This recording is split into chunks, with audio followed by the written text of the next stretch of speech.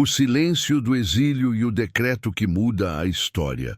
O exílio não começou com correntes, começou com advertências ignoradas. Antes que Jerusalém fosse queimada, antes que o templo fosse derrubado, antes que o povo fosse levado para longe, o Senhor havia falado repetidas vezes por meio dos profetas. A queda não foi repentina, ela foi anunciada. Mas o coração da nação se endureceu, e o juízo veio como consequência inevitável. Quando o povo de Judá atravessou os portões da cidade derrotada, não deixou para trás apenas casas e muros. Deixou para trás a terra da promessa, o altar, o templo, o centro visível da presença de Deus. Jerusalém ficou em ruínas. O fogo consumiu aquilo que parecia eterno, e o povo foi espalhado entre nações estrangeiras. Na terra do exílio, a vida continuou. Os dias passaram, crianças nasceram, anciãos morreram, alguns prosperaram, outros apenas sobreviveram. Mas todos carregavam uma mesma ferida, estavam longe de casa, longe do lugar onde o nome do Senhor havia sido invocado por gerações. O templo, que antes reunia o povo, agora existia apenas na memória. Os cânticos de Sião eram lembranças dolorosas. Os utensílios sagrados estavam guardados em tesouros estrangeiros, e o silêncio espiritual parecia definitivo. Mas o exílio não foi abandono, foi disciplina. Mesmo longe da terra, o Senhor continuava governando a história. Reis se levantavam e caíam. Impérios surgiam e desapareciam. E enquanto os olhos humanos viam apenas poder político, Deus conduzia silenciosamente o curso das nações. Babilônia caiu, a Pérsia se levantou, e no coração de um rei estrangeiro, algo começou a se mover. Ciro, rei da Pérsia, governava vastos territórios. Seu domínio alcançava povos, línguas e culturas diferentes. Mas, sem conhecer plenamente o Deus de Israel, ele foi alcançado pela mão invisível do Senhor. O mesmo Deus que havia anunciado o exílio, agora preparava o retorno. Então, no primeiro ano de seu reinado sobre Babilônia, Ciro proclamou um decreto. Não foi fruto de pressão política, não nasceu de revolta popular. Foi resultado de um propósito divino. O decreto ecoou pelo império. O Senhor, Deus dos céus, havia lhe dado todos os reinos da terra e lhe ordenado que edificasse uma casa em Jerusalém. Aqueles que pertenciam ao povo do Senhor estavam livres para voltar. O exílio terminou com palavras. As correntes não foram quebradas por espadas, mas por um decreto. A libertação não veio por guerra, mas por autorização. Deus abriu um caminho onde ninguém esperava. Mas o retorno não seria automático. Nem todos decidiram voltar. Muitos já haviam se estabelecido. Tinham casas, negócios, famílias. A terra do exílio havia se tornado familiar. Voltar significava abandonar conforto e enfrentar ruínas. Significava trocar estabilidade por incerteza. Ainda assim, algo despertou em alguns corações. Chefes de famílias se levantaram. Sacerdotes e levitas se prepararam. Homens e mulheres sentiram o chamado silencioso de retornar. Não era apenas uma viagem geográfica. Era um retorno espiritual. Os tesouros do templo foram separados. Taças, utensílios e objetos consagrados que haviam sido levados anos antes, agora voltavam às mãos do povo. Aquilo que fora profanado seria restaurado. Zorobabel foi levantado como líder. Descendente da casa de Davi, ele carregava uma herança real, mesmo sem trono. Ao seu lado, Jesua, o sumo sacerdote, representava a continuidade do altar. Trono e sacerdócio caminhavam juntos novamente, ainda que sem glória visível. O primeiro grupo partiu. Não como exército, não como conquistadores, mas como sobreviventes da disciplina divina. A jornada começou em silêncio, com passos firmes e esperança contida. Cada quilômetro deixava para trás o passado do exílio e aproximava o povo de uma cidade que já não era a mesma. Quando finalmente avistaram Jerusalém, não encontraram celebração.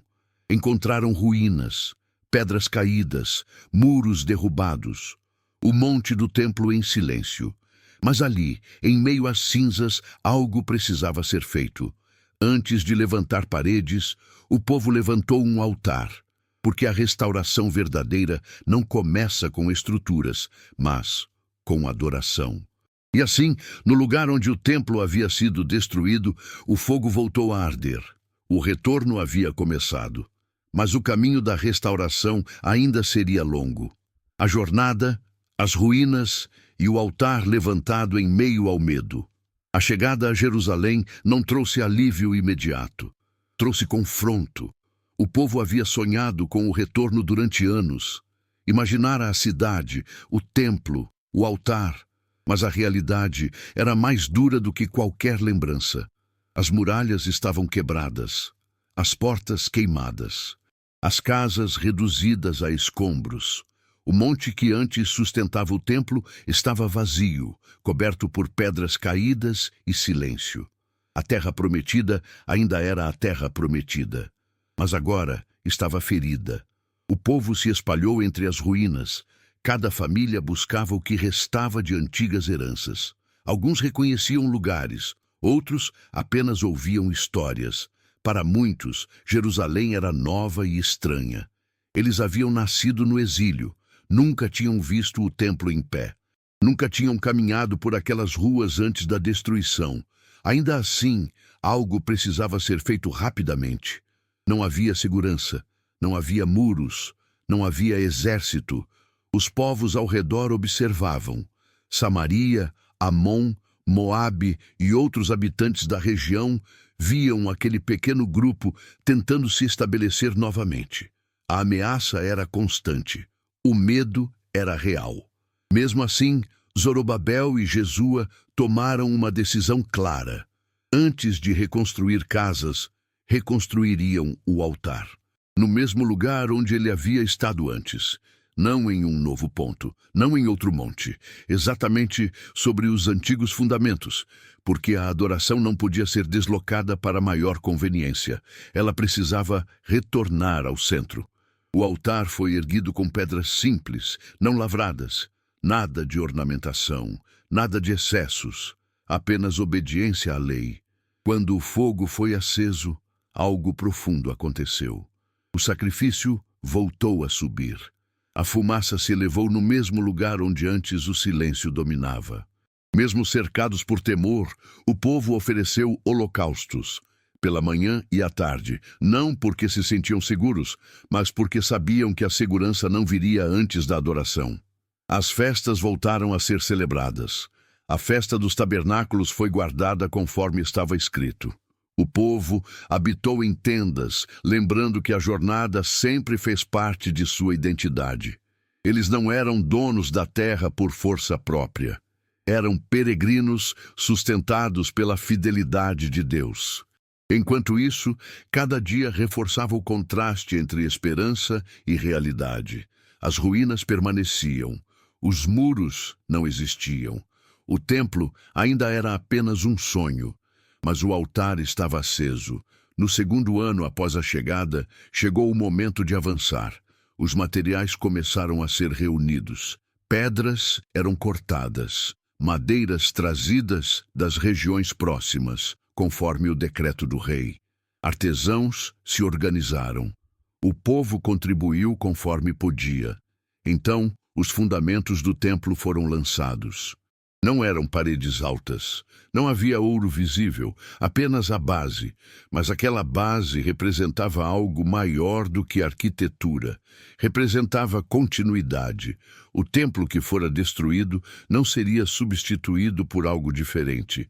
Seria restaurado, ainda que de forma mais simples. Quando os fundamentos ficaram prontos, o povo se reuniu. Sacerdotes vestiram suas roupas de serviço. Levitas tomaram os instrumentos, trombetas soaram, cânticos se elevaram, louvores antigos ecoaram novamente em Jerusalém. E então, algo inesperado aconteceu. Alguns começaram a chorar. Eram os mais velhos, aqueles que haviam visto o primeiro templo, aqueles que lembravam da glória passada, do ouro, das dimensões, da imponência. Para eles, aquele novo começo parecia pequeno demais. O contraste doía. Ao mesmo tempo, os mais jovens gritavam de alegria. Eles não tinham memórias do passado. Para eles, aquilo não era comparação, era começo, era possibilidade, era esperança. O som do choro e do júbilo se misturou. Não era possível distinguir um do outro, porque a restauração sempre carrega essa tensão. Ela honra o passado, mas não o repete. Ela aponta para o futuro, mas nasce em meio à dor.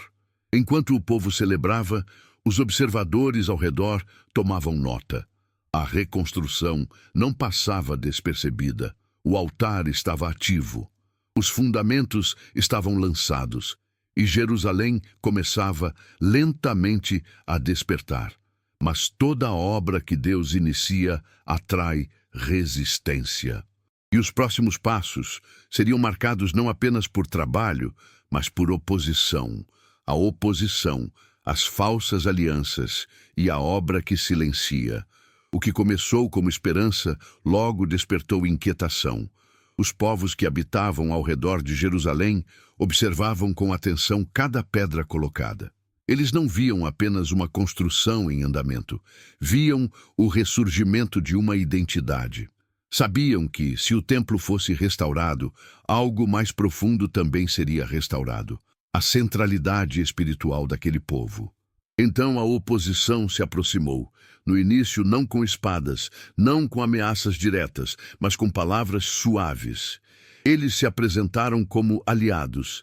Disseram que também buscavam o mesmo Deus. Afirmaram que queriam participar da reconstrução. Ofereceram ajuda, recursos, cooperação, mas Zorobabel, Jesua e os líderes discerniram o perigo escondido na proposta. A obra que estava sendo levantada não poderia ser misturada com interesses estranhos. A reconstrução do templo não era um projeto político regional. Era um chamado espiritual. Aceitar aquela ajuda significaria diluir o propósito e comprometer a fidelidade. A resposta foi clara. A ajuda foi recusada. E naquele momento, o tom mudou. O que antes era oferta se tornou hostilidade. Os adversários começaram a agir para enfraquecer as mãos do povo. Espalharam medo, criaram desânimo, usaram influência e pressão psicológica. Tentaram convencer os trabalhadores de que a obra não valia o risco. Durante anos, essa oposição persistiu, mas não parou ali. Os inimigos decidiram recorrer ao poder imperial. Cartas foram escritas e enviadas aos reis da Pérsia. Nelas, Jerusalém era descrita como uma cidade rebelde, com histórico de insubordinação. O passado foi distorcido para gerar suspeita. A reconstrução do templo foi apresentada como ameaça política. Os reis mudaram, os governos se alternaram, mas as acusações continuaram. Até que, finalmente, a estratégia funcionou. Uma ordem oficial foi emitida. A obra deveria parar. Não por falta de fé, não por falta de disposição, mas por decreto do império. Autoridades locais chegaram a Jerusalém com documentos selados. A construção foi interrompida à força, as ferramentas foram largadas, as pedras ficaram onde estavam. O som dos martelos cessou. O silêncio voltou a dominar o monte do templo. O povo, cansado e temeroso, recuou. Cada família voltou para sua casa. Alguns passaram a se dedicar apenas à própria sobrevivência. Campos foram cultivados, casas foram melhoradas, a vida seguiu seu curso. O altar continuava ativo. Os sacrifícios ainda eram oferecidos, mas o templo permanecia inacabado. Ano após ano, a obra parada se tornou normal. E isso foi o mais perigoso, porque o maior risco não é a oposição externa, é a acomodação interna. Com o tempo, o povo começou a justificar a paralisação. Diziam que ainda não era o momento certo, que as circunstâncias eram difíceis, que a pressão era grande demais, que o decreto imperial não podia ser desafiado. E assim, a visão enfraqueceu. O entusiasmo inicial se perdeu. O altar permaneceu, mas a casa do Senhor continuava em ruínas. O povo havia retornado do exílio, mas parte do exílio ainda permanecia dentro deles.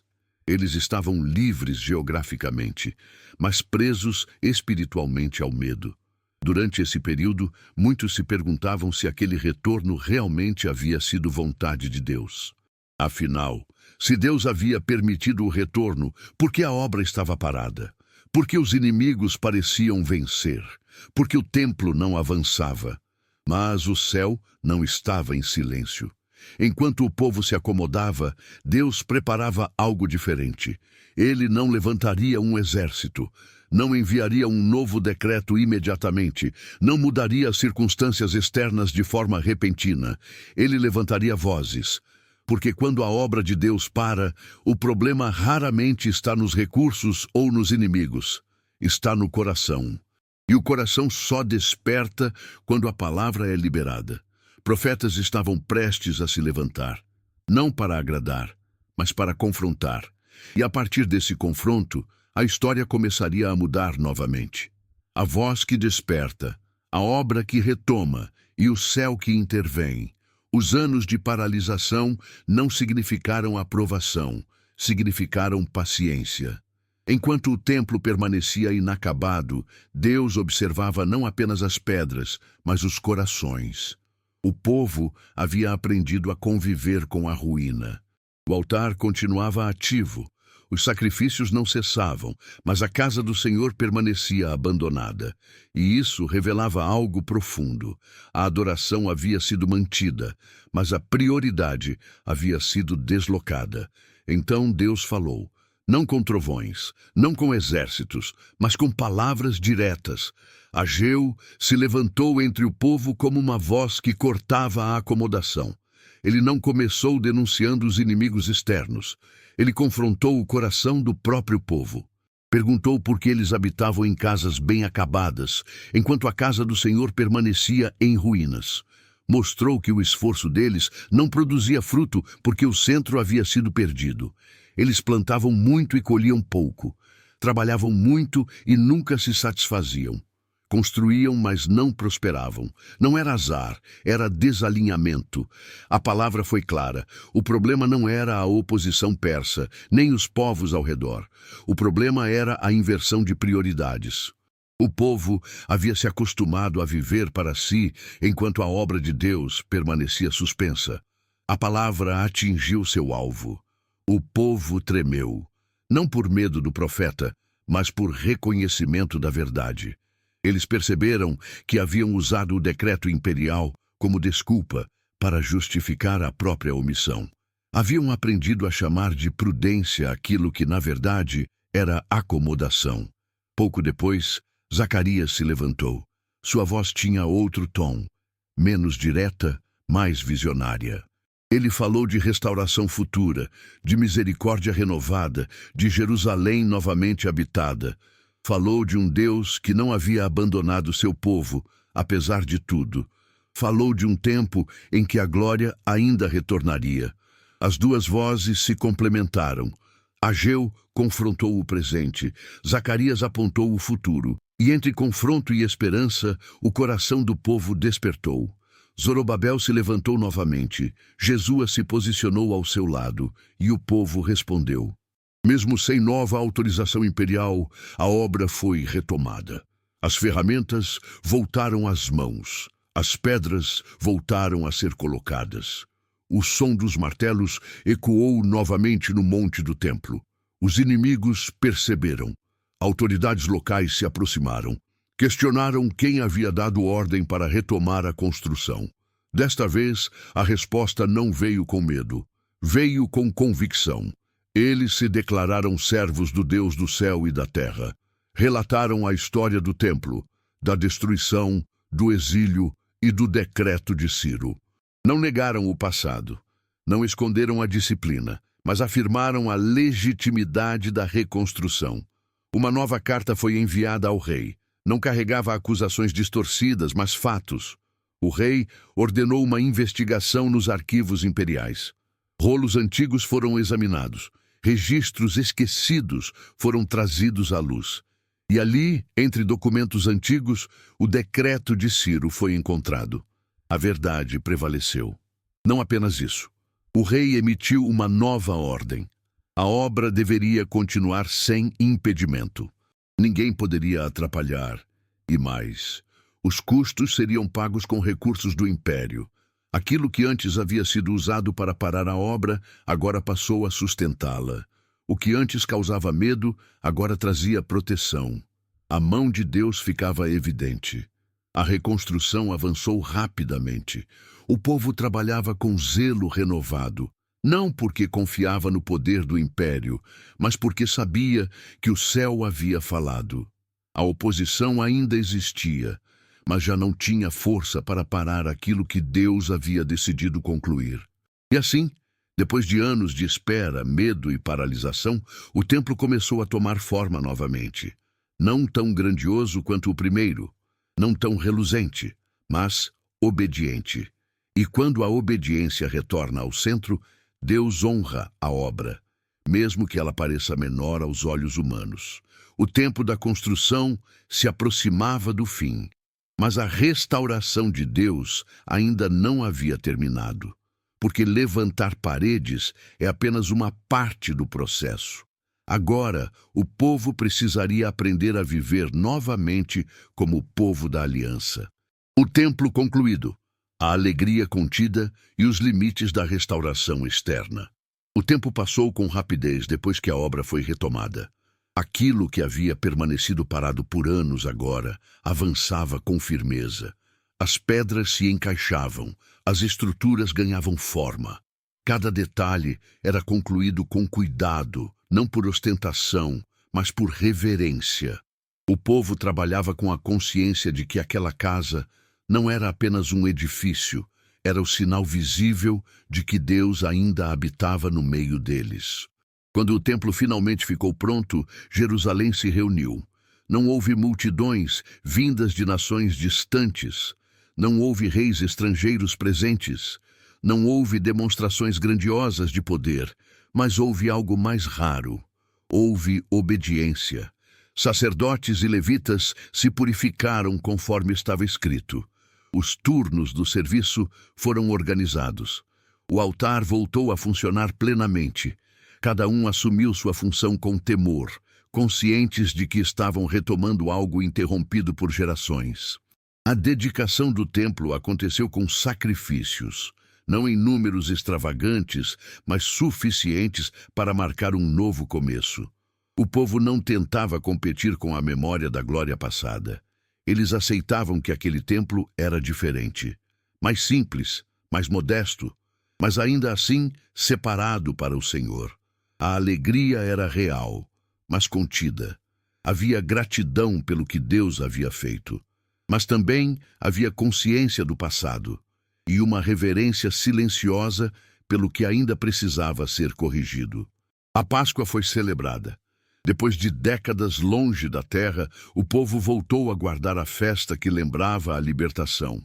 Eles se separaram das práticas dos povos ao redor, buscaram pureza, buscaram alinhamento, comeram juntos, celebraram juntos, recordaram que haviam sido resgatados, não apenas do Egito no passado distante, mas agora também do exílio recente.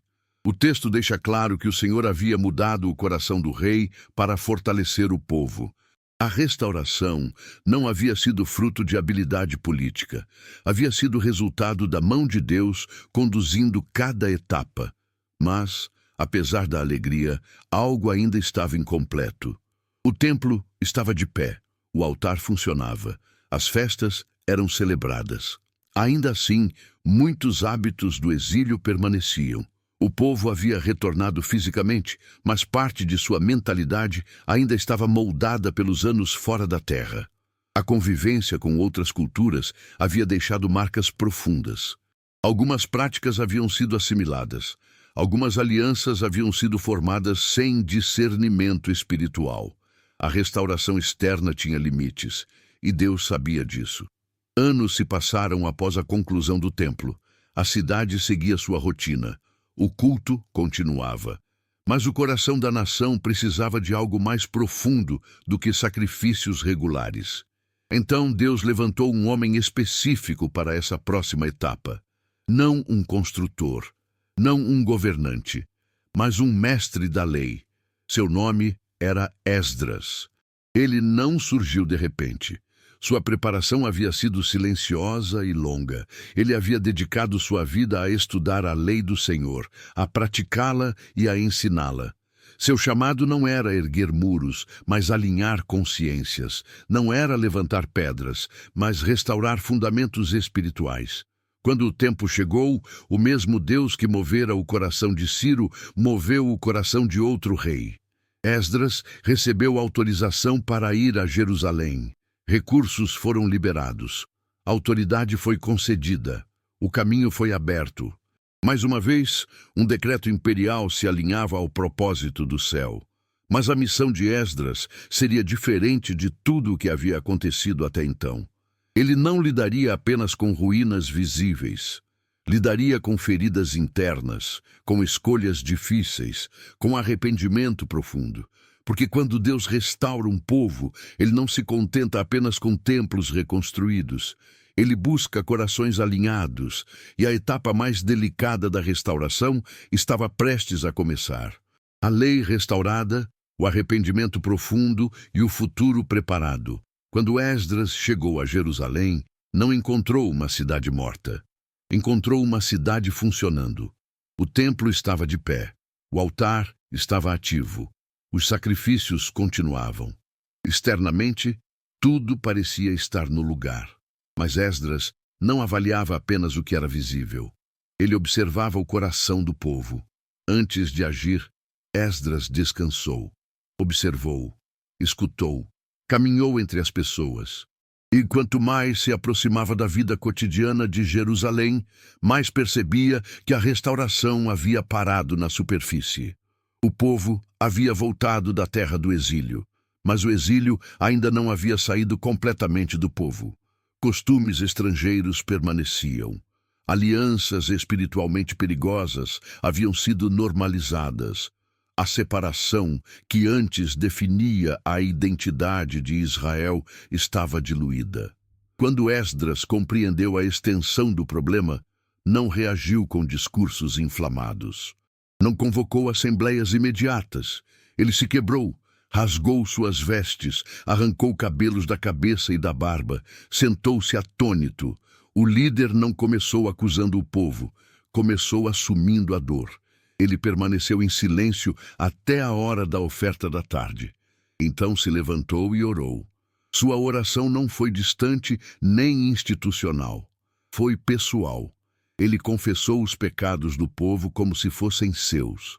Reconheceu que, apesar da misericórdia recente, Israel havia voltado a comprometer sua fidelidade. Ele relembrou a disciplina passada, relembrou o exílio, relembrou a graça do retorno e reconheceu que nada do que estava acontecendo era injusto. A oração de Esdras tocou o povo. Enquanto ele orava, uma multidão se reuniu. Homens, mulheres e crianças choravam. O arrependimento não foi imposto. Ele se espalhou naturalmente. Um dos líderes do povo se levantou e reconheceu em voz alta que haviam pecado. Ele afirmou que ainda havia esperança, mas que decisões difíceis precisariam ser tomadas. A restauração espiritual não poderia ser superficial. O povo precisava agir. Uma assembleia foi convocada, não para celebrar, mas para confrontar, não para condenar, mas para corrigir. A chuva caía enquanto o povo se reunia, reforçando o peso daquele momento. Não havia clima de festa, havia consciência. O problema foi tratado com seriedade e ordem. Cada caso foi analisado, cada decisão foi assumida. Não houve pressa, não houve espetáculo, houve responsabilidade. A separação das práticas que comprometiam a aliança não foi fácil, foi dolorosa, envolveu famílias, envolveu vínculos emocionais, mas foi encarada como necessária para preservar o futuro espiritual da nação. Esdras conduziu o processo com equilíbrio. Não agiu por impulso, não se deixou levar pela emoção coletiva. Ele manteve o foco na lei, na justiça e na restauração verdadeira. Ao final, o povo não saiu comemorando, saiu comprometido. O livro de Esdras não termina com grandes celebrações. Não termina com batalhas vencidas, nem com glória visível. Termina com algo mais profundo, termina com alinhamento. O templo estava reconstruído, o altar estava ativo. E agora o coração começava a ser ajustado. Esdras mostra que a restauração de Deus acontece em camadas. Primeiro ele traz o povo de volta. Depois ele reconstrói o que foi destruído. E por fim, ele confronta o que precisa ser transformado por dentro. O retorno do exílio não foi o fim da história.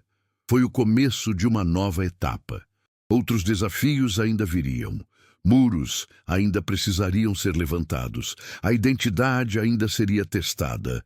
Mas o fundamento havia sido estabelecido. A palavra havia sido colocada novamente no centro. E assim termina o livro de Esdras. Não como um final definitivo, mas como um ponto de transição entre ruínas e reconstrução, entre disciplina e misericórdia, entre passado e futuro. O Deus que trouxe o povo de volta continuaria conduzindo sua história. Porque quando ele decide restaurar, ele não abandona a obra no meio do caminho.